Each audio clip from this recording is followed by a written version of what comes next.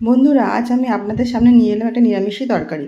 প্রথমে কড়াইয়ে আমি তেল দিয়ে বড়ি ভেজে তুলে নিলাম, তারপরে আলু ভেজে তুলে নিলাম লাল লাল করে, তারপরে আবার পটলটাকেও ভেজে তুলে নিলাম, নুন হলুদ মাখিয়ে সব ভাজছি।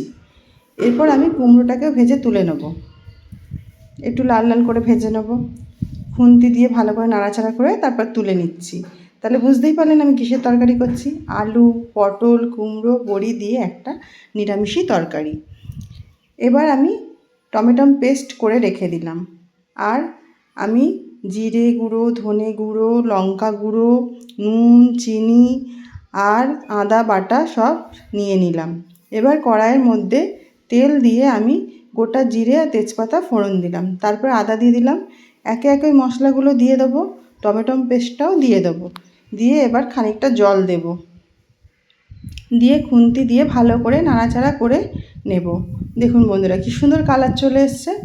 এবার আমি ভালো করে কষে নিয়েছি, তেল ছেড়ে গেছে, সব ভাজা সবজিগুলো অর্ধেক সিদ্ধ হয়েই আছে, দিয়ে দিলাম। দিয়ে এবার ভালো করে আমি আবার নাড়াচাড়া করে নিলাম, ভালো করে একটু মাখিয়ে কষিয়ে নিচ্ছি যাতে সব মশলাগুলো সবজির গায়ে মেখে যায়। এবার ভালো করে কষিয়ে নিলাম, কষিয়ে এবার আমি গরম জল ওপর থেকে দিয়ে দেবো, দিয়ে আবার খুন্তি দিয়ে আমি ভালো করে নাড়াচাড়া করে নেব। দেখুন বন্ধুরা, খুন্তি দিয়ে নাড়াচাড়ার পরে সুন্দর একটা কালার চলে এলো, দেখলেন? এবার আমি ফুটতে দেবো, ওপর থেকে কাঁচা লঙ্কা দিয়ে দিলাম।